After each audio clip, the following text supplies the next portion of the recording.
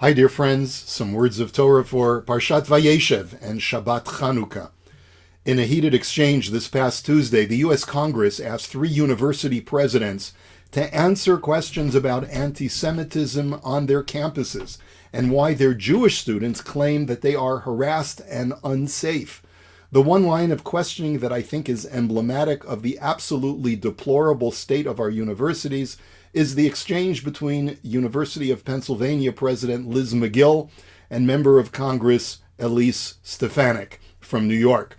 So Stefanik asked her, Ms. McGill at Penn, does calling for the genocide of Jews violate Penn's rules or code of conduct? Yes or no? McGill couldn't answer the question straight, and it became increasingly more and more frustrating. She said it was a context-dependent decision. Context-dependent? With that plastic grimace the entire time answering the question? Since when is advocating genocide considered to be context-dependent?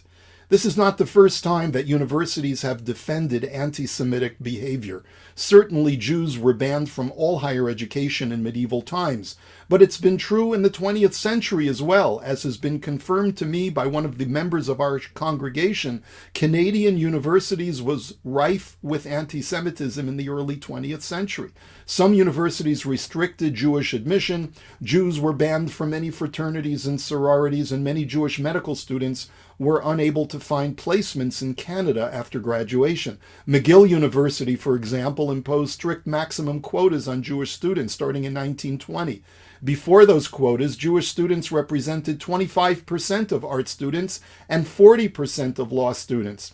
But those rates fell significantly in the following years. In 1912, the government of Ontario approved a new constitution for Queen's University that included a phrase affirming that the trustees shall satisfy themselves of the Christian character of those appointed to the teaching staff. In 1919, the principal made anti-Semitic statements at a meeting of university alumni saying that the presence of many Jews tended to lower the tone of Canadian universities. But it wasn't just Canadian universities. In the United States, major universities like Harvard, Stanford, and Emory similarly discriminated against Jews all the way into the 1960s. Quotas are not the only anti-Semitic expression on campuses. To this very day, and long before October 7th, representatives from Israel, including the Prime Minister himself, have been banned from speaking on Canadian and American campuses under the guise of ensuring safety for the students when aggressive and violent protesters show up to these talks. Now, while it would be too simplistic to explain left-wing ideology as the sole reason for the latest anti-Israel and anti-Semitic rhetoric and policies, it should also be noted that political and ideological diversity has been a real problem for Western universities for decades. You know, when the professors themselves are defending Hamas and genocide, then we know we have a problem. There's a deeper, more insidious source to all of these perennial trends. As pundits Dennis Prager, who's a conservative, and Bill Maher, who's a liberal, have been saying for years, going to university can actually make you more stupid, since the level of logic bending and truth obfuscation necessary to rationalize these radical ideologies completely pulls the wool over the eyes of young, impressionable minds. How does a university which is dedicated to higher knowledge and open knowledge reconcile this concealment of truth? The answer goes back to the Greek foundation of the Western university. One of the greatest criticisms that some of our medieval philosophers lodged against Greek philosophy was that the intellect, the very basis of philosophy, is a very deceptive faculty, in that what seems logical may really be your mind playing tricks on you in order to achieve a predetermined desired outcome. Both the Rambam and Rebbe Yehuda Halevi in the 12th century dealt with theistic philosophers who believed that God had no knowledge of human behavior. Of course, this only freed the philosopher to live his life with absolute abandon from any set of restrictions imposed by any religion. Today, multiple ideologies on campus focus on the evils of the Jews and of Israel. Despite the facade of rationality and the righteous indignation expressed at protests, anti-Semites are motivated by something insidious and hidden, the deep resentment of the Jew for representing holiness and conscience. Rav Dessler notes that Yavan, the name for the father of Greece, is descended from Yefet, one of the three sons of Noah. He helped his brother Shem cover their father Noah's nakedness after the flood. Yefet represents covering up an inconvenient truth and making sure that everything looks beautiful and appealing on the surface. Yefet represents the surface truth, like the attractiveness of a garment, but not the deeper truth of the body of the matter.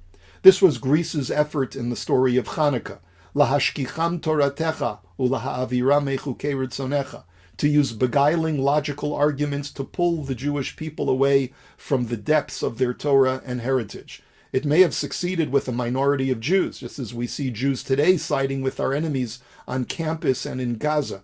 But sheker, falsehood, does not last for long. The Talmud asks, how long do the Chanukah candles have to remain burning at night? The answer, ad shetichle regel min hashuk, until the leg of passersby is removed from the marketplace. That is, until there's no longer any foot traffic outside for people to see the lights of the menorah. But there's a Hasidic interpretation. The difference between sheker, falsehood, and emet, truth, is that each letter of the word sheker has only one leg. That is, it ends on a point, or so that it only has one support of the letter on its bottom. By contrast, each letter of the word emet, aleph, mem, taf, has two legs, which represents the idea that sheker, because it only has one leg, cannot endure it. It will eventually topple. Whereas emet will always endure. One should keep his menorah lit to dispel the darkness of sheker until that solitary regel, that leg of sheker, is completely dissipated. Our lighting of the menorah is symbolic of our refusal to allow falsehood to endure. Even a small amount of light can illuminate the darkness, and even a small number of voices who speak the truth will eventually prevail over the many lies. Perhaps one of the reasons that we read the story of Yosef and his brothers over Chanukah is to remind ourselves how sheker brought us down to Egypt in the first place. It was the brothers' lie that Yosef had been killed by a wild animal that was the cause of so much grief and pain to our ancestors. We are meant to take this lesson and apply it to our own lives. As long as we have a voice, we can never allow the lies of the world to gain traction. Maybe the exposure of these deceitful university presidents was a good thing. Now the world sees the mask removed off these latent anti-Semites.